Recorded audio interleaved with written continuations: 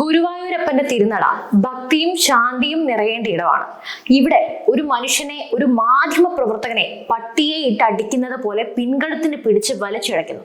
എന്തിനായിരുന്നു ഈ ക്രൂരത? അയാൾ എന്തെങ്കിലും മോഷ്ടിച്ചോ? ആരുടെയെങ്കിലും മാല പൊട്ടിച്ചോ? ഇല്ല. അയാൾ ചെയ്ത ഏക കുറ്റം കേരളം ഭരിക്കുന്ന രാജാവിന്റെ മകന്റെ ദൃശ്യങ്ങൾ മൊബൈലിൽ പകർത്തി എന്നതായിരുന്നു. അധികാരത്തിന്റെ ഹുങ്ക് തലയ്ക്ക് പിടിച്ചാൽ പിന്നെ കൺമുന്നിൽ കാണുന്നത് പൗരന്മാരെയല്ല, വെറും പ്രജകളെ മാത്രമാണ്. മുഖ്യമന്ത്രിയുടെ മകൻ വിവേക കിരണും കുടുംബവും ഗുരുവായൂരിലെത്തിയപ്പോൾ അരങ്ങേറിയത് സിനിമകളെ വെല്ലുന്ന നാടകീയ രംഗങ്ങളാണ്.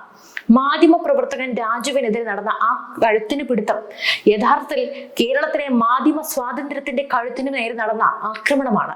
നമുക്ക് നോക്കാം, ആരാണ് ഈ ആക്രമണത്തിന് പിന്നിലെ യഥാർത്ഥ സൂത്രധാരന്മാർ?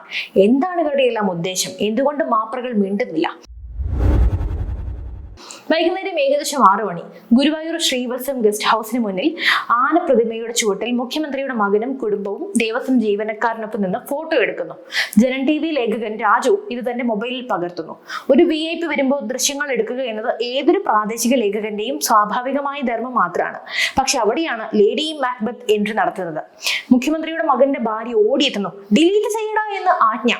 ഒരു മാധ്യമ പ്രവർത്തകനോടാണ് സംസാരിക്കുന്നത് എന്ന ബോധം പോലും ഇല്ലാത്ത അഹങ്കാരം. മാധ്യമ പ്രവർത്തകൻ ആയിക്കോട്ടെ, ഏത് പൗരനാണെങ്കിലും ഇങ്ങനെയാണോ ട്രീറ്റ് ചെയ്യേണ്ടത്? രാജു മറുപടി പറഞ്ഞു, ഇതെന്റെ ജോലിയാണ്, ആള് VIP ആയതുകൊണ്ടാണ് എടുത്തത്. വേലി തന്നെ വിളവ് തിന്നുക എന്ന് കേട്ടിട്ടില്ലേ? സംരക്ഷിക്കേണ്ട നിയമവ്യവസ്ഥയും ഉദ്യോഗസ്ഥരും ഇന്ന് ഈ അധികാരവർഗത്തിന്റെ വേലക്കാരായി മാറിയിരിക്കുന്നു. VIP അല്ല എന്ന് പറയുന്ന മകൻ മുഖ്യമന്ത്രിയുടെ മകൻ എന്ന ലേബലിൽ സകല സൗകര്യങ്ങളും അനുഭവിക്കുന്നുണ്ട്. എന്നാൽ ദൃശ്യങ്ങൾ പകർത്തുമ്പോൾ മാത്രം അയാൾ സാധാരണക്കാരനാണ്.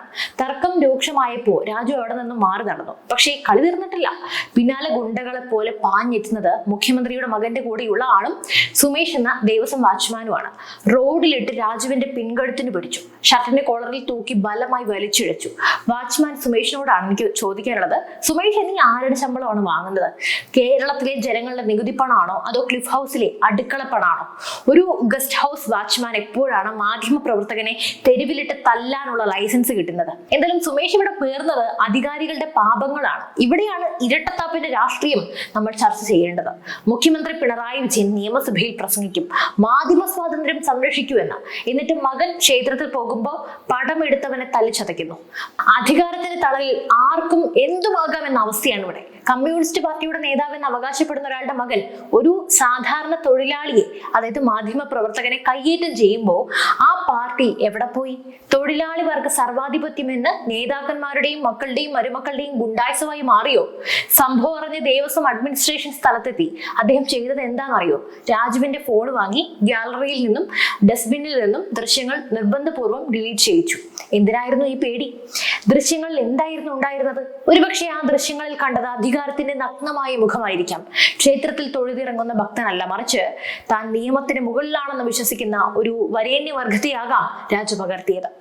ചക്കിക്കൊത്ത ചങ്കരൻ എന്നൊക്കെ പറയുന്നത് പോലെ അധികാരികൾക്കൊത്ത ഉദ്യോഗസ്ഥരും കൂടി ചേർന്നപ്പോ ഇവിടെ നീതി കുഴിച്ചു മൂടപ്പെട്ടു. ഇന്ന് രാജുവിനാണ് ഈ അനുഭവം ഉണ്ടായതെങ്കിൽ നാളെ അത് ഏത് മാധ്യമ പ്രവർത്തകനും ഏത് പൗരനും സംഭവിക്കാം.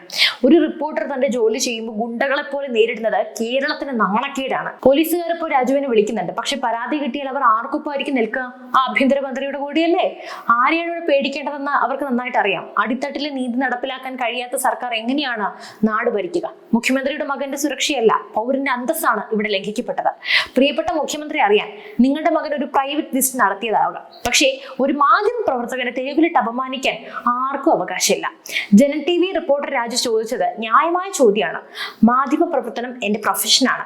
അത് തടയാൻ നോക്കുന്നത് ജനാധിപത്യത്തെ തടയുന്നതിന് തുല്യമാണ്. ഈ നാട് നിങ്ങളുടെ കുടുംബസ്വത്തല്ല. ഇത് ചോദിക്കാനും പറയാനും ആളുള്ള നാടാണ്. ആന വായ പൊളിക്കുന്നത് കണ്ട് അണ്ണാൻ വായ പൊളിക്കരുത് എന്ന് ആ ദേവസ്വം വാച്ച്മാനെ പോലുള്ളവർ ഓർക്കുന്നത് നന്നായിരിക്കും. അധികാരം എന്നും ഉണ്ടാകില്ല, പക്ഷെ ചെയ്ത ക്രൂരതകൾ ചരിത്രത്തിൽ രേഖപ്പെടുത്തും. നമ്മൾ ഇത്രയും നേരം ചർച്ച ചെയ്തത് ഗുരുവായൂരിലെ ഒരു പ്രാദേശിക ലേഖകന് നേരെ നടന്ന അക്രമത്തെക്കുറിച്ച് മാത്രമാണോ? അല്ല. ഇതിന് പിന്നിൽ ഒളിഞ്ഞിരിക്കുന്ന വളരെ അപകടകരമായ ഒരു പ്രവണതയെക്കുറിച്ചാണ് നമ്മൾ ഭയപ്പെടേണ്ടത്. മുഖ്യമന്ത്രിയുടെ മകൻ വിവേക കിരണും കുടുംബവും അവിടെ എത്തിയത് ഒരു ഭക്തനായിട്ടാണോ അതോ ഒരു സുൽത്താനായിട്ടാണോ? ഗുരുവായൂരപ്പന്റെ മുന്നിൽ എല്ലാവരും തുല്യരാണെന്ന വിശ്വാസം. പക്ഷേ മുഖ്യമന്ത്രിയുടെ മകൻ വരുമ്പോൾ അവിടെ നിയമങ്ങൾ വഴിമാറുന്നു, സെക്യൂരിറ്റി പ്രോട്ടോകോളുകൾ മാറ്റിവെക്കപ്പെടുന്നു. ഒരു പാവം റിപ്പോർട്ടർ തന്റെ കുടുംബം പുലർത്താൻ വെയിലത്ത് പണിയെടുക്കുന്ന ഒരു മനുഷ്യൻ തന്റെ മൊബൈലിൽ ദൃശ്യങ്ങൾ പകർത്തി എന്നൊരൊറ്റ കാരണത്താൽ അയാളെ കഴുത്തിന് പിടിച്ച് വലിച്ചിഴയ്ക്കാൻ ഈ കൂടെയുള്ളവർക്ക് ധൈര്യം നൽകുന്നത് ആരാണ്? അധികാരത്തിന്റെ തണലിലല്ലാതെ ഒരു ദേവസ്വം വാച്ച്മാനും ഇത്ര വലിയ ധിക്കാരം കാണിക്കില്ല. ഇവിടെ നമ്മൾ കാണുന്നത് പുതിയ കാലത്തെ ഒരു വരേണ്യ വർഗത്തെയാണ്. പഴയ കാലത്തെ നാടുവാഴികൾ പോയി പകരം രാഷ്ട്രീയ പാർട്ടികളുടെ കുടുംബങ്ങൾ ആ സ്ഥാനം ഏറ്റെടുത്തിരിക്കുന്നു. രണ്ടായാലും ഒന്ന് തന്നെ, നമ്മൾ കുനിഞ്ഞങ്ങ് നിന്നോണം അല്ലെ? മുഖ്യമന്ത്രിയുടെ മകൻ പ്രൈവറ്റ് വിസിറ്റ് ആണ് നടത്തിയതെന്ന് അവർ വാദിക്കുന്നുണ്ട്, സമ്മതിച്ചു. പക്ഷെ ഒരു പ്രൈവറ്റ് വിസിറ്റിൽ എന്തിനാണ് ദേവസ്വം അഡ്മിനിസ്ട്രേറ്റർ നേരിട്ട് ഇടപെടുന്നത്? എന്തിനാണ് ദേവസ്വം ജീവനക്കാർ ആ മാധ്യമ പ്രവർത്തകന്റെ ഫോൺ വാങ്ങി ദൃശ്യങ്ങൾ മായ്ക്കുന്നത്? ഒരു സാധാരണക്കാരനാണ് അവിടെ പോയി ദൃശ്യങ്ങൾ പകർത്തിയതെങ്കിൽ ഇതേപോലെ അഡ്മിനിസ്ട്രേറ്റർ ഓടി വരുമായിരുന്നോ? ഇല്ല. അദ്ദേഹം തിരിഞ്ഞു നോക്കുവോ? ഇല്ല. അവിടെയാണ് നമ്മൾ പറയുന്ന VIP റേസിസം, അല്ലെങ്കിൽ പഴഞ്ചൊല്ലൊക്കെ പറയുന്നത് പോലെ ആന മെലിഞ്ഞാലും തൊഴുത്തിൽ കെട്ടില്ല. ഇവിടെ അധികാരം പോയാലും ഈ അഹങ്കാരം പോകില്ല എന്ന് തെളിയിക്കപ്പെടുകയാണ്, അല്ലെങ്കിൽ തെളിയിക്കുകയാണ് ചിലർ.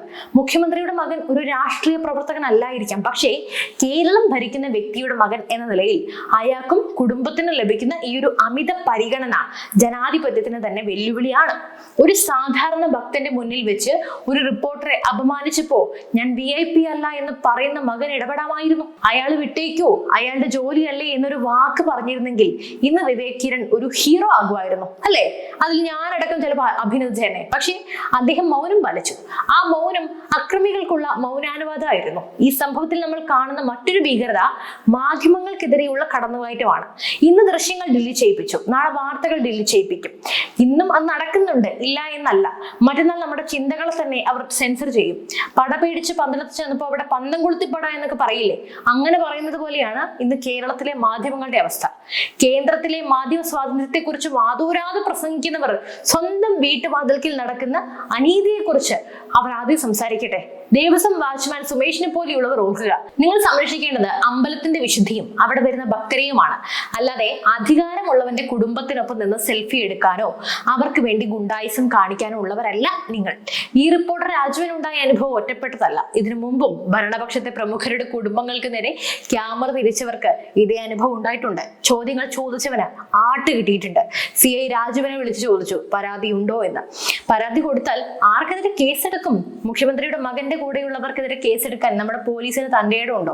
അതോ രാജുവിനെതിരെ വല്ല പഴയ കേസും കുത്തിപ്പൊക്കി ജയിലിലടയ്ക്കുമോ? അതായത് നമ്മുടെ പണ്ട് KSRTC ഡ്രൈവർക്ക് സംഭവിച്ചതുപോലെ. ഇതാണ് ഇന്നത്തെ കേരളം. അതുകൊണ്ട് സുഹൃത്തുക്കളെ, ഇത് വെറും ഒരു വീഡിയോ അല്ല, ഇതൊരു പ്രതിഷേധമാണ്. എന്തായാലും ഈ ഒരു വിഷയത്തിൽ നിങ്ങളുടെ അഭിപ്രായം എന്താണ്? കേരളത്തിലെ ഈ മാധ്യമ സ്വാതന്ത്ര്യത്തെക്കുറിച്ചും മാധ്യമ പ്രവർത്തകർക്ക് നേരിടുന്ന ഈ ഇത്തരം മാധ്യമ പ്രവർത്തകരല്ല പൗരന്മാർക്ക് നേരിടുന്ന ഇത്തരം അനീതിയെക്കുറിച്ചും നിങ്ങൾക്ക് എന്താണ് പറയാനുള്ളത്? നിങ്ങളുടെ അഭിപ്രായം തീർച്ചയായും താഴെ പങ്കുവയ്ക്കൂ. മറ്റൊരു വിഷയമായി വീണ്ടും വരാം. നന്ദി.